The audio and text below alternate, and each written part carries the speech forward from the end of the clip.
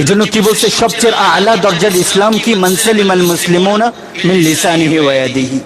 এই জন্য জীবনীটি ঠিক করে নেই, কেউ আমাদেরকে কত কষ্ট দেখ, কেউ আমাদেরকে কত অপমানিত করুক, চুপ হয়ে যায়, সহ্য করে নেই। যে ব্যক্তি মারা যাবে তার কি সম্মান আর কি বেইজ্জতি।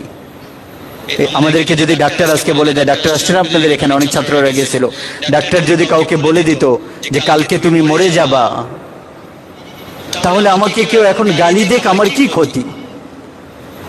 আর আমাকে কেউ যদি জিন্দাবাদ বলে তো আমার কি লাভ? এই জন্য মৃত্যুর আগে মৃত্যুবরণ করতে হবে। কেউ আমাকে খারাপ বলুক, কি অসুবিধা?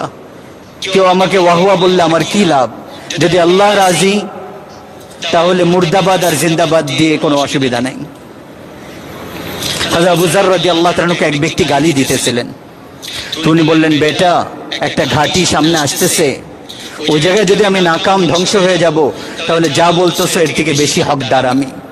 আর যদি ওই জায়গায় পার হয়ে যাব, তাহলে তোমার গালি দিয়ে আমার কোনো আসে যায় না। মান সালিমাল মুসলিমুনা মিন লিসানিহি ওয়া ইয়াদিহি মুতু ক্বাবলা আন তামুতু।